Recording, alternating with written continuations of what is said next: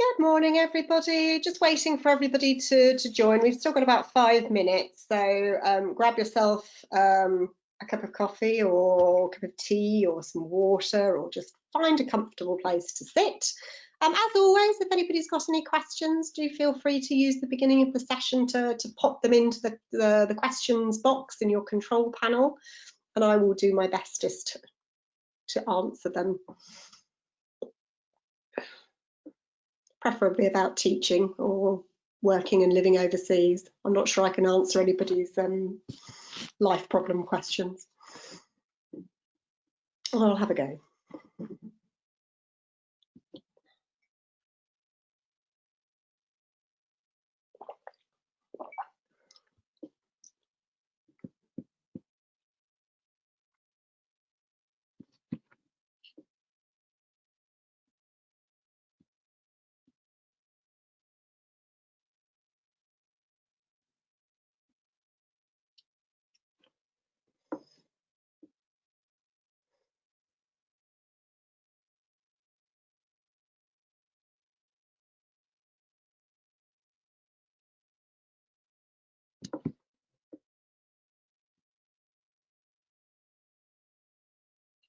Good morning, Olivia. I see you've just joined us. Good morning, Simon, as well. Hope you're both well.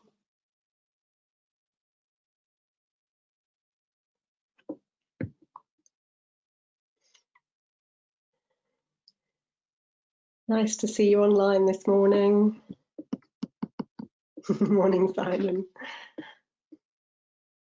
I am well, actually, yes. Thank you, Olivia. It was warm last night, though, wasn't it? Gosh.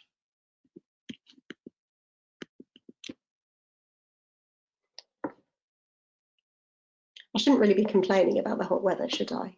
Honestly, British people never satisfied with the weather. It's either too hot, too cold, too rainy. The problem when you've lived overseas for so many years as well in hot countries. I actually quite like the cold now.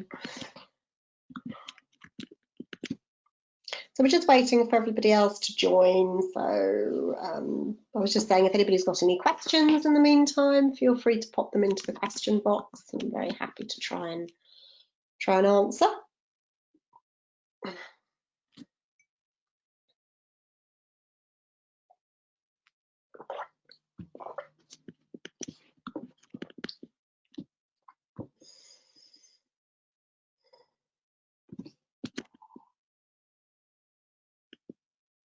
Well, I hope so, Olivia. Yes, I hope this warm weather will get rid of the virus for us. That would be nice, wouldn't it? Good gracious. What a funny old summer we're going to have.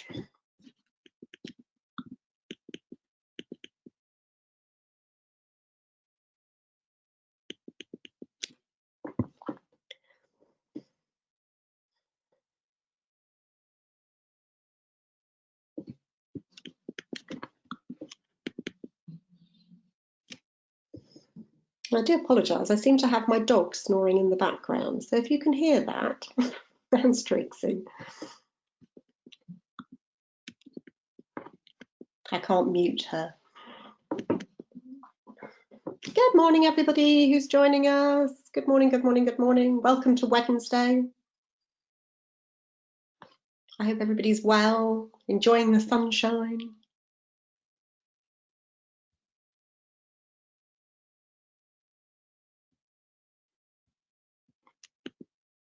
Morning, Simona. Oh, you can't hear my dog. Good, thank goodness for that. She's 10, bless her, so she's a senior lady. She likes to have a little snore in the day. Marvellous. We're just letting everybody join. So as I was just saying, if anybody's got any questions, as I said, anything about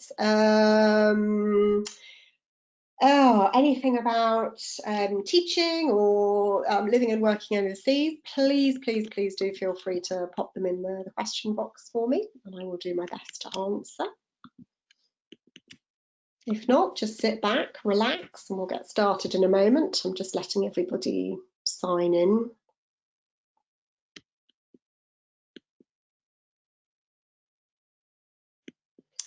Chloe, is the online course graded? You can fail, but you're not going to. Nobody fails on my watch.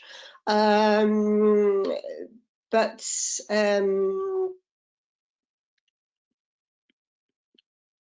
yes, as long as you do your work and make sure you read carefully and then answer the questions at the end, you'll be fine. Yes, Olivia, hoping to go abroad, don't know when it will be possible. Yes, I know, it's a bit of a funny thing, isn't it? Although I should say, and we will cover this in the last session, you know, when we're sort of thinking about employment and things that we can do, there is a huge demand for online teaching, and there is actually often work in the UK, so you don't actually have to necessarily travel, or obviously you could choose some countries that perhaps are less affected by the virus. The good thing is that if you do want to go overseas and work, generally you're there for a little period of time, and so even if you do have to go through some quarantine when you get to the country, you know, generally they'll look after you quite well. So I have friends at the moment teaching in China, Kuwait, Southern Europe, over in East Asia. I have friends in sort of India, and they're all sort of coping in different ways. So you know, it is possible. You've just got to sort of perhaps plan your route a little bit more carefully. That's all that you need to think about. Okay, so I think we're pretty much sort of ready to go. So let's get started. So a very good morning, a very warm welcome to Wednesday, everybody. Thank you for joining me for another session in our live online sessions. So this morning we're going to have a look at where can you find your resources. So it's all very well, isn't it? There's me talking about, you know, lesson planning and analysing your target language and but where do I actually get my resources from? Because obviously I don't want to spend hours and hours and hours writing all my own materials, and I shall tell you up front at the beginning of this session that nobody does. It doesn't matter how experienced a teacher is, we do not spend hours and hours and hours writing our own materials. I am a great believer in the fact that life is too short for certain activities, and that is definitely one of them. Yeah, possibly it might be difficult for a little while to do classes sort of face to face, but you know, as I said, there's lots of online. I'm doing a lot of online at the moment, and I think, you know, certain countries around the world are very keen on online teaching. So even if you travel and teach online as you go, that's fine too. So it will come back, people, don't worry about it. So this is what we're going to be having a look at today. So my outcomes for today are what resources to use in class, so where do I get them? We're going to have a look at soaring with your materials. I will explain, don't worry, and have a little think about people who can help you. So never ever feel when you're teaching that you're alone. Okay, there can be a tendency, I think, that when we're in our classrooms and it's us as the teacher with our students, that we don't really know what's going on elsewhere, but you can find out, and there are lots of people who can help you and make your life a little bit easier. Okay, so as always, if anybody's got any questions, do pop them into the question box as we're going along.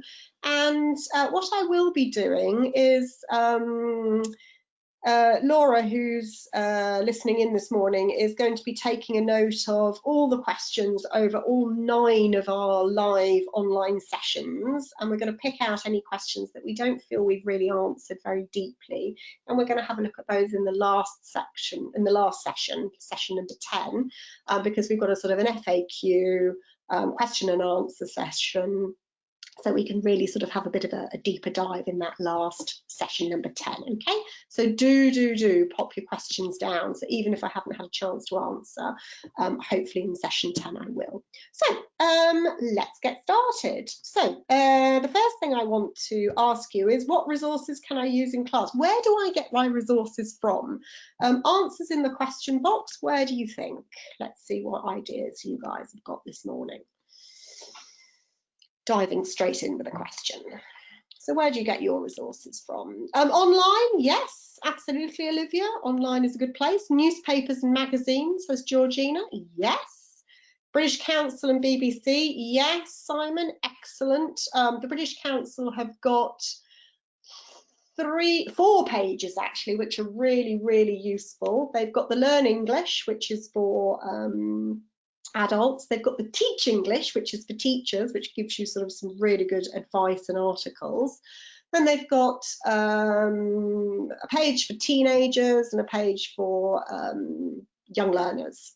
So if you go on to britishcouncil.org, you should be able to access all of that. It's all free, it's excellent. And the BBC has also got, you can use the BBC itself, so the actual main website, but they also have BBC Learn English. And that's got some great stuff as well. Textbooks, says Danny, absolutely. Realia, YouTube, says Simona, textbooks, course books, absolutely. So all of those things, really good. So we're going to have a look this morning at textbooks. So I'm going to show you an example of an EFL textbook and why we use them. And we'll have a quick look at online, where can you find those?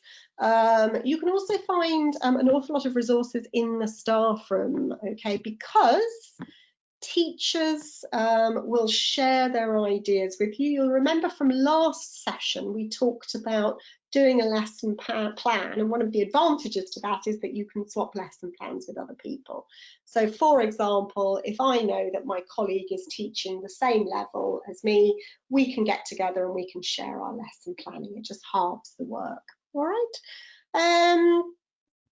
And you can also see your own. Now, you'll see in brackets there I've said see next lesson, because next week on Wednesday, we're going to be having a look at where you can find sort of authentic materials. So we will cover that. So I know some of you have said YouTube, BBC, things like that.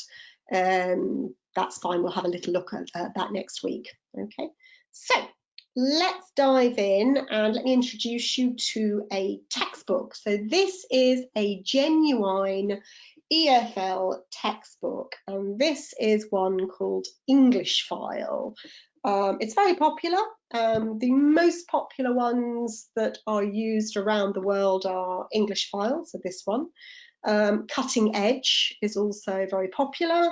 We've got ones like Headway, which is very old, but some schools still use it. And then we've got ones that are more specific for sort of junior learners, so younger learners as well. We also have specific English as a foreign language textbooks for professionals. So there's a very famous one called Market Leader, and that's more business English. There's an awful lot of demand as well for English for specific purposes. So you might find textbooks around things like medical English, aviation English, and also lots and lots of textbooks around exam preparation. So Cambridge exams, Trinity exams, and also the famous IELTS. So IELTS is a huge exam taken by about 3.5 million tests they did last year in 2019. I think this year is going to go down a bit because they've had to close all the IELTS testing centres. But it's generally the exam that a lot of people do to go to UK universities or for immigration purposes. So all of those exams have got textbooks that are specific for those exams.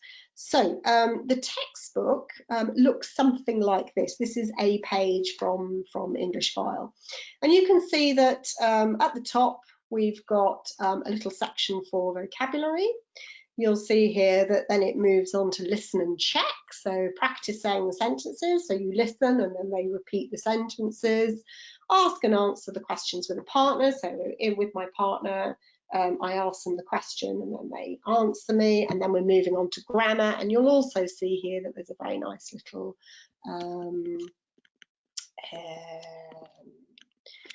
sort of reading passage based on a true story. Okay. This is just one page. Now, just a couple of things to point out. You'll see that we've got a section for vocabulary, we've got a section for grammar, and you'll see that we've got obligation, which is sort of what we looked at the other day in our grammar lesson, wasn't it? With the vocabulary, you'll see underneath a little sort of listening sign. Now that just means that English File doesn't just come with the course book for the students. It comes with the student's book, the course book. It comes with the teacher's book. Okay, so the teacher's book gives you an idea of how to plan your lesson out. Now, I've forgotten who asked me. Simona, was it, or Georgina? One of you, I think, asked me the other day, can we see lesson plans for different levels? If you get yourself a course book, you will see all the lesson plans that you want, and they are graded. So this one is from English File Intermediate. Okay, so if you buy English File, or if your school gives you English File Intermediate, they'll give you the student's book, the teacher's book, and you can see all the lesson plans that go with the classes. In addition, as soon as you see things like the little listening symbol there is listening material as well. These days, it's often accessed online. In the good old days, we used to have tape cassettes that you had to sort of fast forward and rewind. For those of you born in the last 20, 25 years, cassettes. Have a look on Google. We also used to have CDs, but now these days most of it's downloaded and you can access it off the internet, which is quite nice, much more practical. So again, you can see a little listening symbol there, and you'll see things like they've highlighted particular bits of language. Generally, that's because that's the bit that they're going to focus on. Okay. So you'll see, for example, on the reading passage that underneath there are comments. So it looks very much like a typical sort of online article with all the comments underneath it that you would get. So it's very familiar to most people. Okay, so that's lovely. There's our textbook. So it really, really does take the stress out of lesson planning. It's all there for you. You've got the teacher's book, which gives you an indication of how to run the lesson. Happy days, all done. Or is it? Now then, any comments on what you think the advantages or the disadvantages of using a textbook might be? No problem, Monty, thanks for coming in. Don't worry, don't worry. So any thoughts about when a textbook is useful, when it might not be so great? Yeah, so Olivia says the students can have it and follow it, and that's really important because students want to see a sense of progress. That's really, really important, and we'll talk a little bit about testing our students next week. But having a sense of progress is really important. And so one of the lovely things about a textbook is with the textbook, you can literally see how far through the course you are and what you've learned. It's also really helpful for revision. It's also, if you're teaching young learners, really good for the parents because the parents aren't in the class with the students. So when the student goes home and the parent says, so what did you do in class today? And the child says, oh, nothing. You know what children are like. You've got the course book and the parent can see. Absolutely.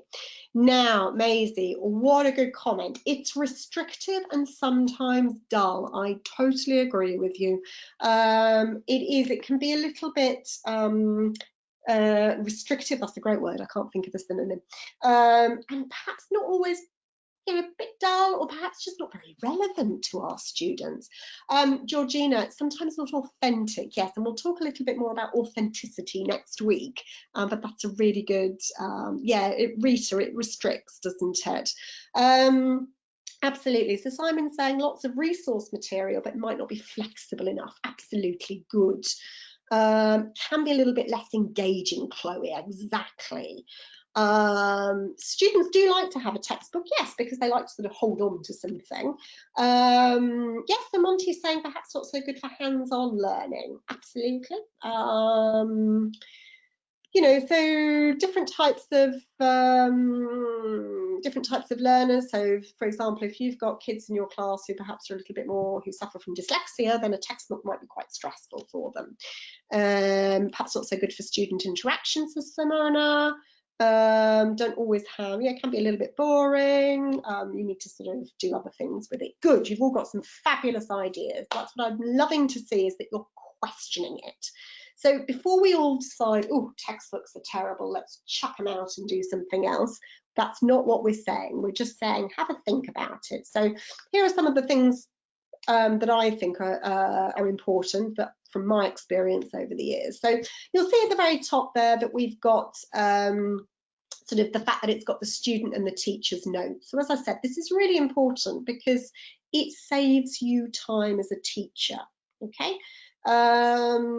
You've got the student's notes, you've got the teacher's notes. They've been produced professionally. So you can see, can't you, if we go back, you know, I can't design something like that. My graphic skills are nowhere near that sophisticated. So it looks professional. So in terms of sort of credibility, it looks good. And it saves time, obviously, because everything's already prepared for you. You don't need to photocopy. The student has the book. You've sort of got the notes, you can sort of put things together. Now, a number of you said you can see the progress, which is so true.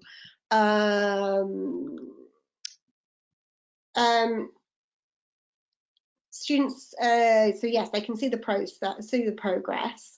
We also have sometimes associated resources, so you've got things like the listening scripts.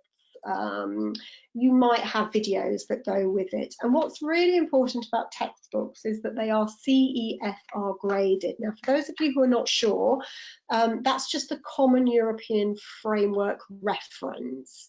This was an amazing initiative by the EU many, many, many years ago. I remember when it came in, showing my age.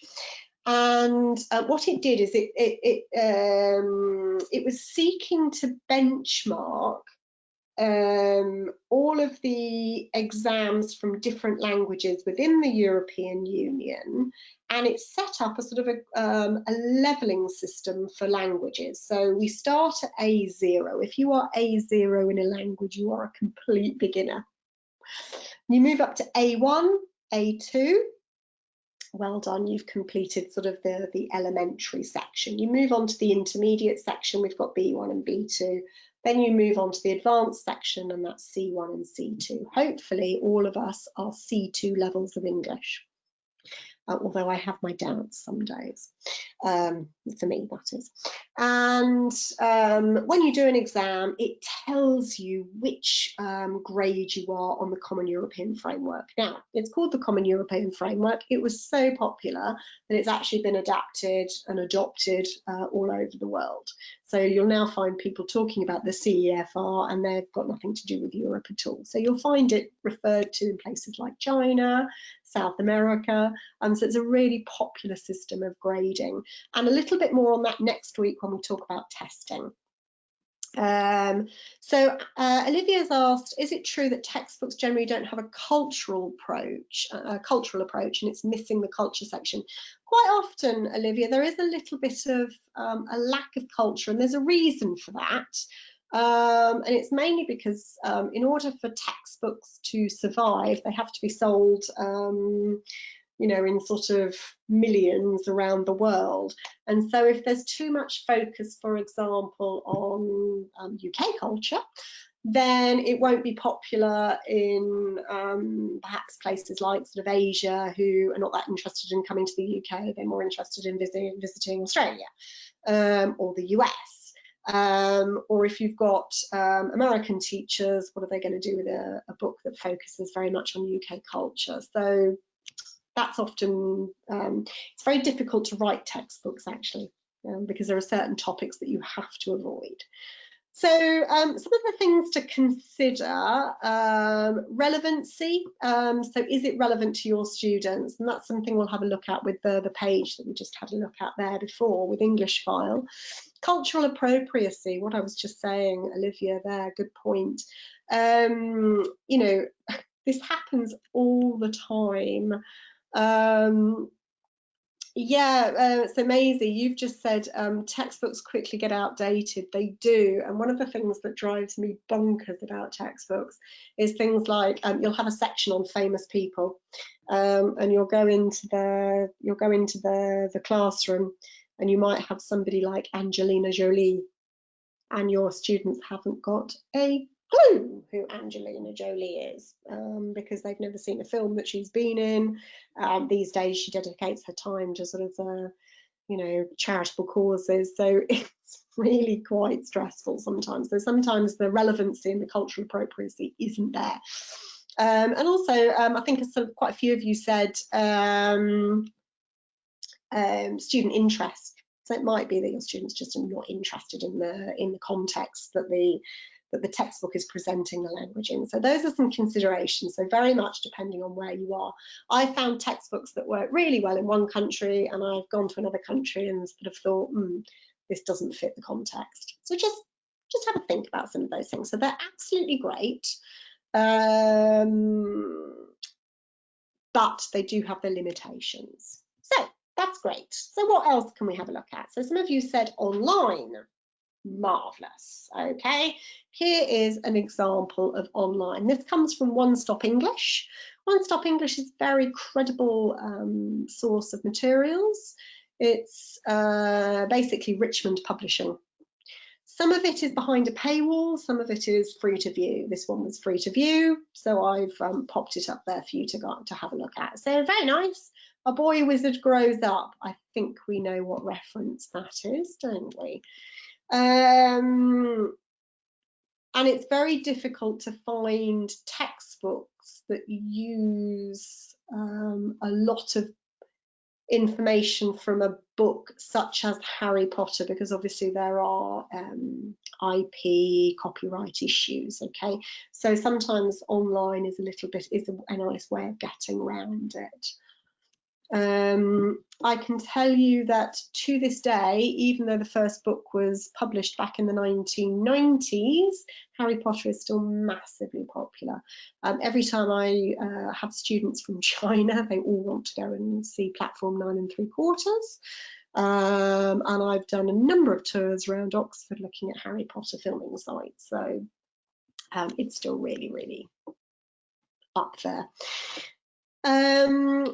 So you can see it's quite nicely spaced out, isn't it? Lots of room on the page. This is more sort of obviously based at young learners rather than adults. You can see there's a sort of a gap fill there. We've got some nice vocabulary that we can focus on. So all, as we would expect from an EFL sort of resource. Now then, any thoughts about what might be good or what might be things to consider when we're dealing with online materials? What do we think?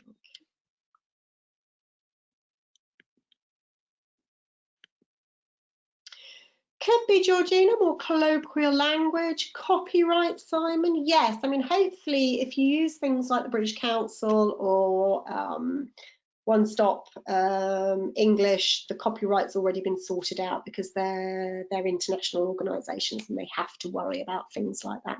So I used to work for the British Council. I still write for the British Council, and I have to be really, really careful. There are certain sort of norms that I have to follow.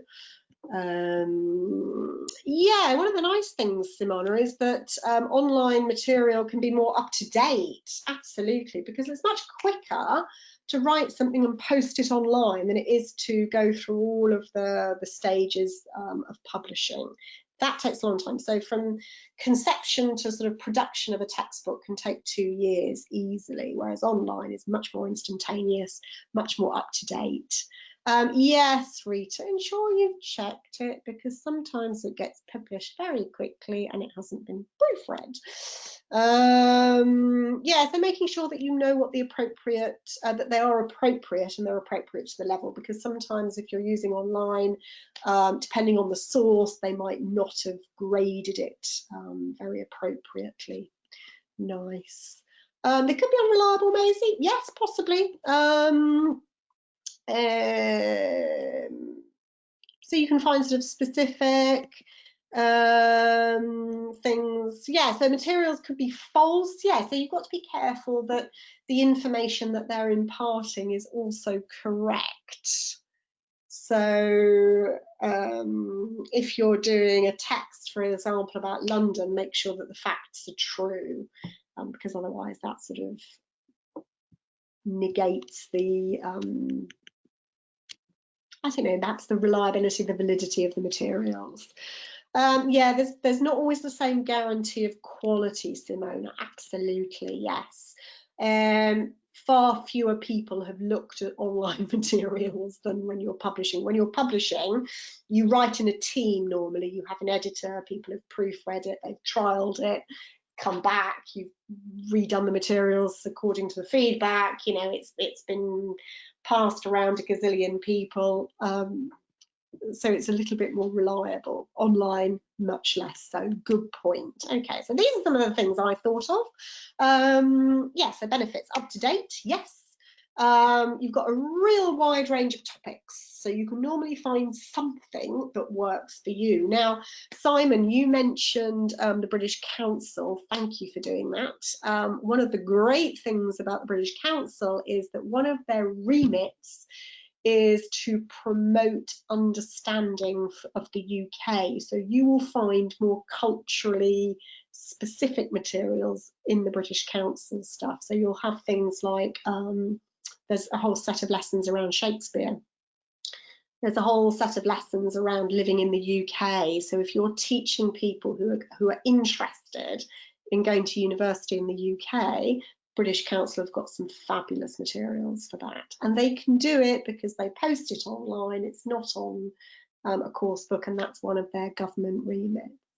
So it's a great resource in that sense. So you can sort of fill in the cultural side using their materials.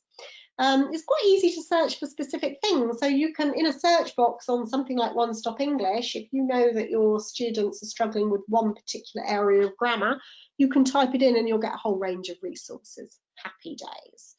Or you can search for specific, so you can search for wizards, and all the material around wizards will pop up. Okay, so you can be really specific, and it's very motivating because, as a couple of you said, it's very relevant, it's up to date, you know, and perhaps if you can do some stuff online, they love it. Okay, some of the things to think about: access to the internet and printing. So if you're traveling around the world, you might end up in somewhere where the internet is a little bit hit and miss.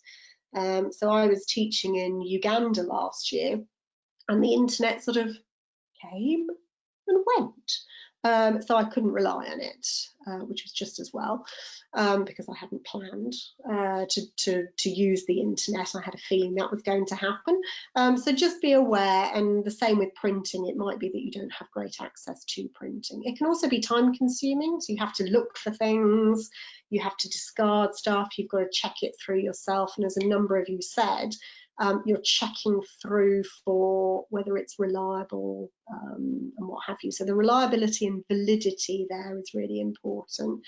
Sometimes it's not properly graded on the Common European Framework, and we do have things to do with the accuracy of the materials because it's not been proofread. So all of those things to have a think about.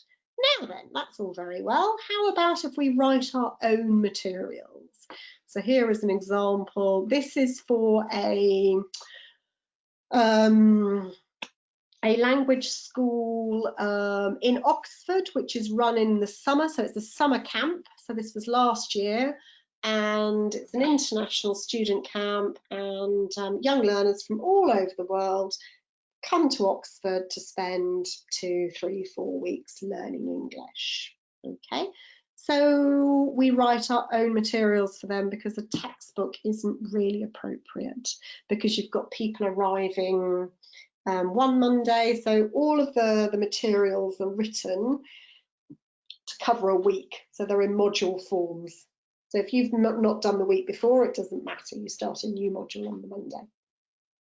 Okay, so you can see here my trip to the UK, so make some notes about why you've come to the UK. You can use the headings below to help you, so where you come from, what you want to do this week, why you're learning English, when you arrived. You make some notes down, and then you interview your partner, and you have to find 3 things that you've got in common.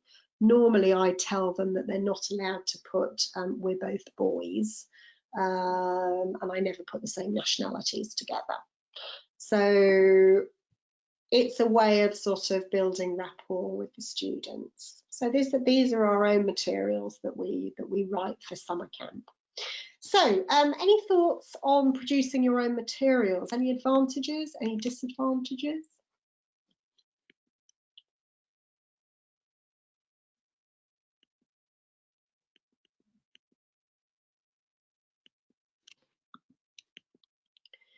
Yes, you can make it incredibly specific, Georgina, which is what happened. You know exactly what's in it, yes, because you wrote it.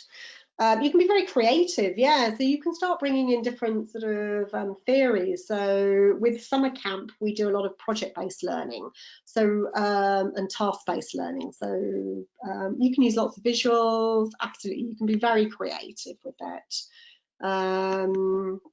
Yeah. Very specific. As I said, you can bring in stuff that's very relevant to the local area. So with this particular one, with Oxford, we had quite a few sort of quizzes about Oxford, quests that they had to go and find things, that sort of thing. It isn't CEFR leveled so much, George. Well, actually it is. It's in the, it's in the scheme of work in the teacher's notes. But you do find with summer camps that again you've got quite a wide range of a CEFR level in one room, so you have to be flexible. Yes, Simona, so everybody needs someone to proofread and review it. I mean, I proofread and review for other people, but I expect people to do it for me as well, because there comes a moment when you've spent so long with a set of materials that you've lost the ability to review things correctly. I never ever proofread at the end of the day as well. I always do it fresh in the morning after I've had my coffee. So that's all very nice, and you've all said very kind things about teacher resources. However, there are some disadvantages as well. So the good thing about it is you can do it very up to date. So you can do lots of sort of wide-ranging topics and interests. So with Oxford, we included a lot of things about Harry Potter. We did a lot of UK culture as well. So we did things like Guy Fawkes Night. Did you know that the lantern that Guy Fawkes was carrying when he was arrested in London is actually in a museum in Oxford? Who knew? There's my useless fact for the day. It's very student-centred as well, so you can really sort of make it specific to the level. So if you know you've got students who are sort of really good at speaking and confident, but they need more help with their writing, you can make the course more writing specific. And it can be very motivating as well, because it's written for students. However, the considerations, it takes a lot of time, okay? And you do need considerable experience to write your own resources successfully. I certainly wouldn't do it at the beginning. And it took me a long time to start writing, and I did it with a team to begin with somebody running the team, checking that we were on track, and making sure that sort of I knew what I was doing. Now I run my own writing teams, which is lovely, and I write my own materials, but I still like other people to sense check, proofread, and I use other people as sounding boards as well. So it's not a short process. It's fine to do it as a one-off lesson, but if you're going to write a series of materials, just be aware of how much time and the experience that you need. Good, that's wonderful. Now then, I want to introduce you to my Soaring with materials. Now I should say that I used to work for the British Council, and they love this sort of thing. So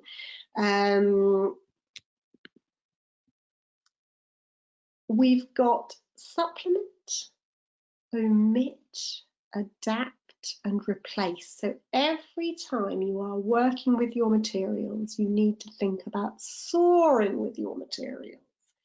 So let me go back to the page that we had a look at the very beginning. Well, that's a bit better, isn't it? I've managed to get all of the grammar in there.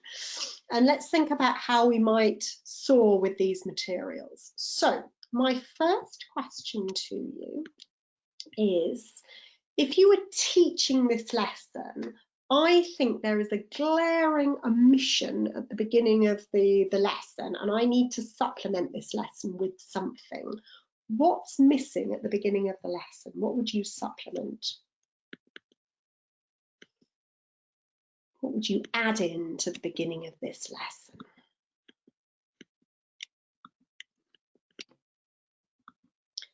So think back to how we actually might put the learning objectives in. Yeah, an introduction to the topic. So what activity would you do at the very beginning? Think about how we normally start a lesson. What do we normally do at the very beginning of a lesson? Before I jump right in and start presenting language to everybody. A warmer! Thank you. Yes, there's no warmer. So I cannot expect my students to be coming in and sitting down and me going, right, here we go, listen and match what you hear to the sentences. Okay, we need to give them a chance to an icebreaker. Thank you, warmer. There we are, something to engage with. Absolutely. So I need to supplement this lesson. So there's my S. Okay. O, so my omit. Okay, now I might decide, if I've had a look sort of through this, I quite like the vocabulary. The vocabulary is all lovely. However, I've got grammar here, obligation and prohibition. Now, I actually did that at the beginning of the term with my students. If I do it again, I know they can do it pretty well. How are they going to feel if I go over something in quite a lot of detail that they've already done and I know they can do quite well? How would you feel?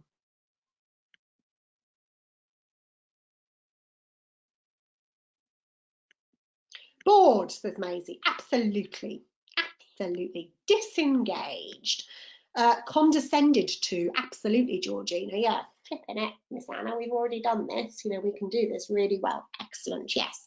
So I might admit that, and I might actually compliment them as well and say, look, you'll see here, everybody, that it's talking about grammar, obligation and prohibition. I know you can all do that fabulously, so we're going to skip over that. Okay, good. So there I've omitted it. So I've supplemented by adding in a warmer. I've omitted because we've already done that grammar. We don't need to do it again. Now then, what about adapting? So for example, I've got this exercise here, and it says ask and answer the questions with a partner. Okay, so I'm going to put everybody with their partner. They've all got their books. What phone network do you use? Are you happy with them? I listen to the answer. Do you have a monthly contract, or are you pay as you go?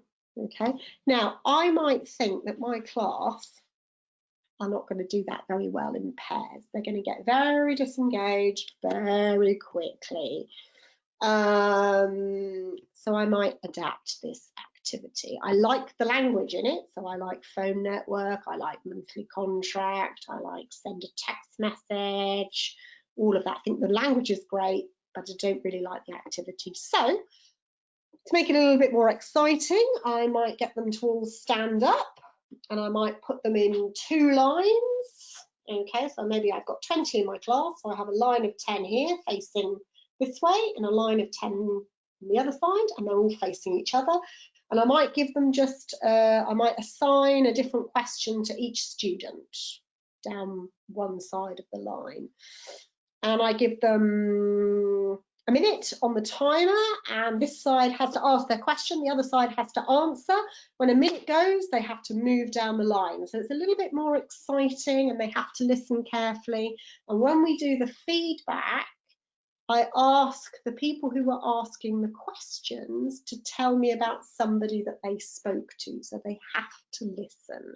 So I've adapted it, I've made it a little bit more energetic, because I know that if my group are sat there in pairs, very quickly they're going to lapse into their own language and not do the activity, okay? So I've adapted that one. Now, replace.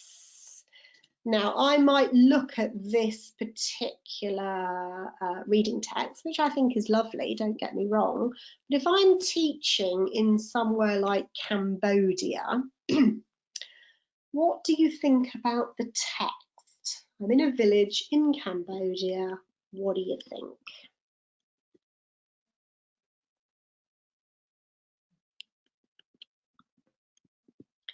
It's irrelevant, Maisie. It's not relatable, says Georgina. Absolutely. It's going to go over their heads. The context isn't really exciting at all. They can't, yeah, it's cultural relevance for Simon, absolutely. So I might replace that text. Instead of doing that text, I might bring in something, or I might write something myself following that sort of, but I might make it more relevant to their context. Okay, so I like the activity, but it's just not relevant to my students. So I would replace that text with something that is. So I've supplemented by putting in a warmer. I've omitted because we've already done the grammar, so let's not do that. I've adapted. I like the activity here. This is great vocabulary, but I'm going to do it in a different way. I don't want to sit there. I don't want them all to sit there with their partner. Bit boring. And this one I don't think is really very relevant, so I'm going to replace it with something more relevant. So there we are, we've soared with our materials. So just because you've got a textbook, don't look at it and think, that doesn't work. Soar, okay? And you will find that your lessons come to life, and you might soar in different ways with different classes. That's fine, okay? But it's just a really good way of making sure that everything is relevant and engaging to your students. And I like an acronym. I find acronyms easy to remember, and as I said, I work for the British Council. We can acronym to order. Okay, so I just wanted to finish off by having a think about who can help you. So please don't think that teaching is a solitary experience. It's not. There are lots of people around. And most of us remember when we first started out, people helped us, and teaching is a very open and very forgiving world in the EFL world. People remember when they were helped, they're happy to help others, okay? So there are a number of people you can sort of turn to. First on the list, we've got our Director of Studies. You may remember me talking about them. That's the person who basically is in charge of matching sort of students to groups, it's level testing, it's the academic management, it's making sure that you as a teacher are all right. If a school is quite large, you might find that they've got an assistant director of studies. There was somebody called an ADOS. So you've got the DOS, the Director of Studies, and the ADOS. In some organisations, instead of calling them Director of Studies, you might have a senior teacher, okay? Just means that they've been doing the job for many years. They're familiar with all the different levels. They're familiar with all the different problems. They are great people to go and ask for help. Do not think that if you go and speak to them, it's an admission of weakness. It isn't. As having been, I still am a Director of Studies, I would much rather somebody came and asked me than they floundered about not knowing what they were doing. So I constantly have to deal with sort of questions from teachers, and that's great. Okay, that's our job. So use us. Okay.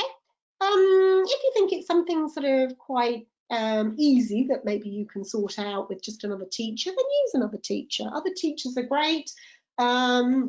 You'll find in the staff room people with a course book going, I'm not quite sure about the grammar here, and they'll go and chat to each other and they'll just share ideas. And maybe the teachers can say, oh yes, I taught that last year, the way I did it was this way, that works really well. So use each other. Teachers are a great resource. You can also go online. So at the moment, Trinity College, which is one of the big exam boards and training organisations has a fabulous Facebook group called the Transformative Teacher, and you can put questions in there and people will come and help. It's wonderful. Okay, you can also go onto YouTube and check out other people teaching, so people like Scott Thornbury, people like Jamie Keddy, you might see Adrian Underhill if you're into pronunciation, lots and lots. If you just type in EFL teaching, you'll find lots of really good models on there. You might also be interested in these guys. They have lots of very practical suggestions of how to do concept checking questions, ICQs, and you can see them in action.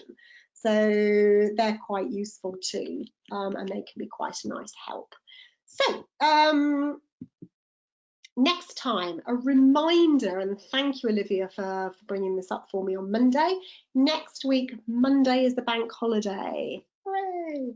So we're going to be doing our sessions next week on Wednesday and Friday. So the next session is Wednesday, a week today. And we're going to be looking at using authentic materials. So sort of, if you like, expanding what we've had a look at today into how we can sort of use our own materials. And find things that are engaging and relevant for our students. So that's next week. Any questions, anybody? Lovely, thank you, Olivia. See you next Wednesday. Yes, 10 o'clock. Yes, Simon, the slides will be available, I believe. These sessions are being recorded, so not only will you get the slides, I think you'll get the whole thing. You can watch it all over again, should you wish to. But yes, no problem. The slides are there to be used. Thanks, Danny. Any other questions?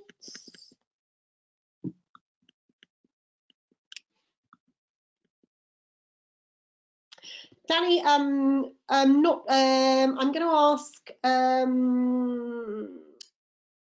I believe that UK-TEFL will be sending out the links for you to be able to access the recordings. Let me check on that and I'll confirm that with you next Wednesday, but they're definitely being recorded for that very reason, so you should be able to access them again. Did you miss anything at the start, Monty? It is recorded, so we were just sort of having a look at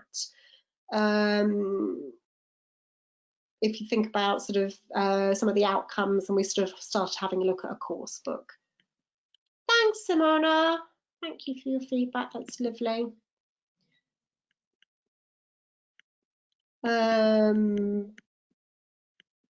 But as I said, Monty, let me check with the office and just see what's happening with the recordings. But yeah, you can just access the beginning of it and have a little look. Cool. And you know, if you've got any questions, then just save them up and bring them to the next session. Brilliant. Thank you, Monty. That's great. Lovely. Well, if you're all, oh, that's very kind, Olivia. Thank you. Lovely feedback. Great. If you've got no more questions, that's lovely. Please go and enjoy the rest of your week. And I do hope that you get some time off over the weekend, have a little bit of downtime. As you're going through the materials, do feel free to make any notes or questions that you want to bring and check with me. I'm really happy to do that, okay? That's what I'm here for. And we will have a session in session 10 with any questions. So if you have been through all the materials and you want to bombard me with questions, that's the session. Okay, so do enjoy your day off on Monday, and I'll see you next Wednesday. Bye for now, everybody. Thanks. Bye-bye.